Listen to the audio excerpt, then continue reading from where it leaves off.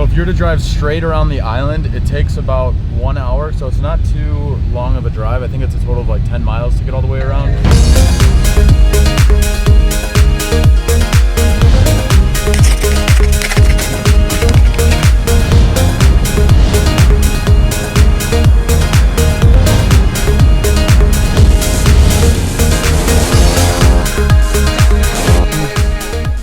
Good morning. Today is day 4 from our Bora Bora trip, and we are going to go explore the island by car here. So we're heading over to the car rental place to see if they have anything available. We saw these 2-seater electric little cars that we'll show you if we're able to find one available for rent. We're about to arrive to Avis. I'm going to see if I can bargain it since it is almost noon, if we can get it for a discounted price. But here's the little guy right here.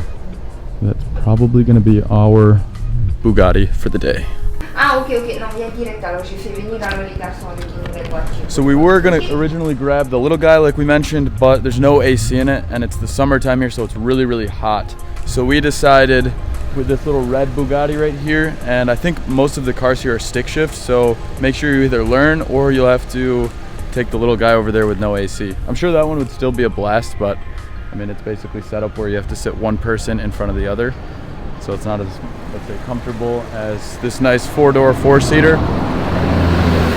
That has a little bit more room for all of our camera gear as well. And of course, air conditioning, so that makes it that much better. The total cost for this car was $11,900 XPF, which converts to about $112.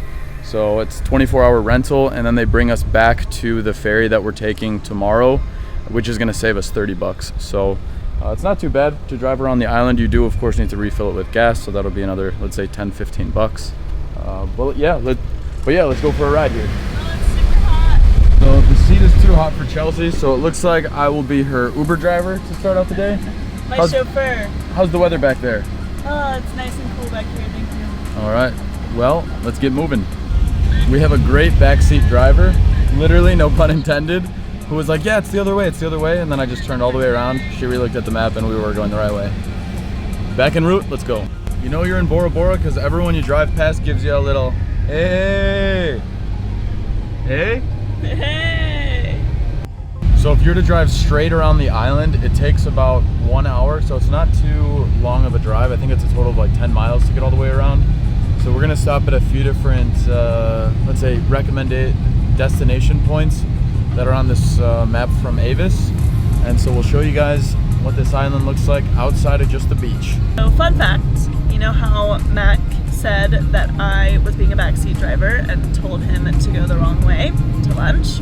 Well, turns out I was right. Actually, I read the map correctly and I was sending us in the right direction. So now we have to turn around and drive 10 minutes plus some in the opposite direction to finally find some food. So just had to get that in there, you know. We just got to Bloody Mary's, finally, after a little detour the wrong way. Maxwell. And apparently it's a bit of a touristy spot, but it's supposed to still have really good fish here, and also really good drinks, toes in the sand. We will show you what it's like once we get inside. Well, it looks like they have a few different welcome letters in 1, 2, 3, 4, 5, 6, 7, 8 languages on what to do, where to go, and their hours. Looks like we found our spot.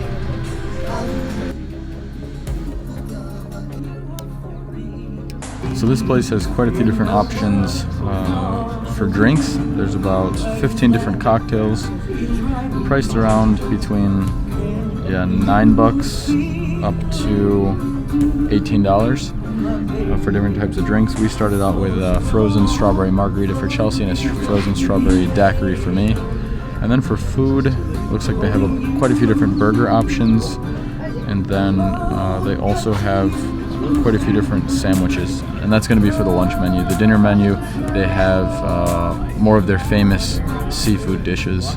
So for dinner, as Mac mentioned, Bloody Mary's is very well known for its fresh fish. So apparently they have everything laid out on ice, all the different kinds of fish, and then someone will explain to you about the different options, and then they take you directly to the chef to order the fish. I got the breaded fish wrap, no tomato. And I got the bacon cheeseburger No pineapple though. Looks like there are thousands of dollars right here. You write your name and you stick it up. No staples? It's official. Best dollar I've ever spent.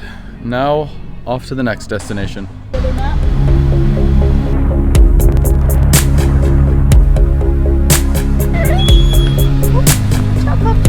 We just made it to the spot where the cannons are, and it's 500 XPF per person, which is 5 USD per person. And then we walk up this hill right here, and we have a bunch of dogs here that are going to be following us, showing us the way, I guess. Come on, pups. Which way do we go? Just got to this beautiful viewpoint. I'll take it to Mars. I'll stick like glue inside your mind. Just watch me break it.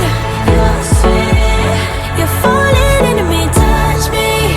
I swear you're doing it. Now we are at an overlook where you can see the cannons from World War II. They're way out there. We'll show you some drone footage Matt got.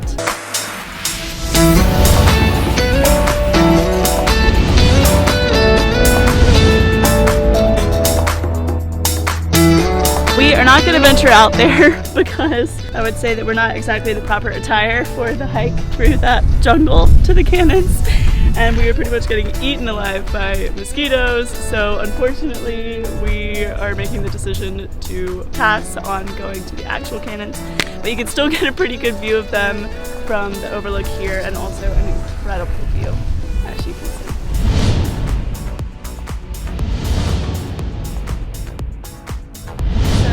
Legend has it about the coconut trees that a princess here on the island of Bora Bora came of age, and her father was looking for a husband for her.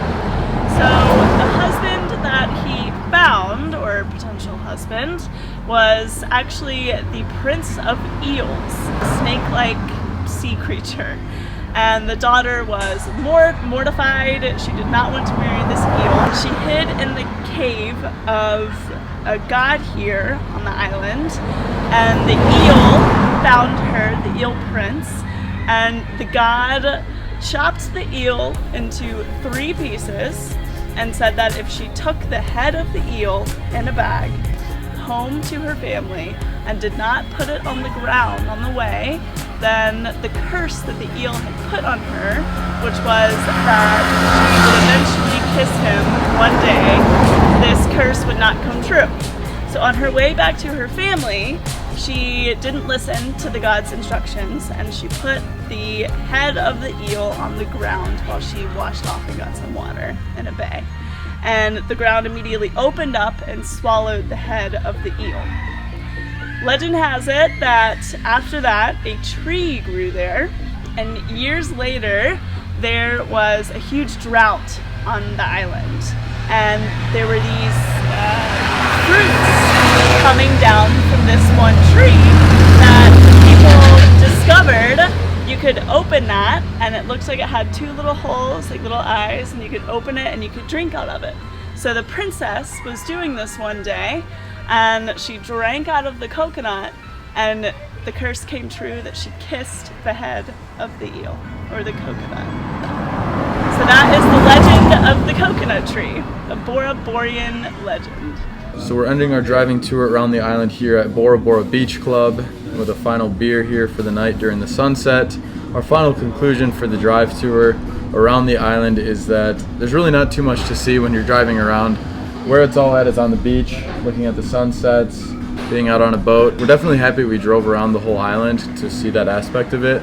But yeah, we only stopped at a few different places. Something we would probably recommend is doing a restaurant tour. Yeah, there are a lot of good places to eat, of course, on the island.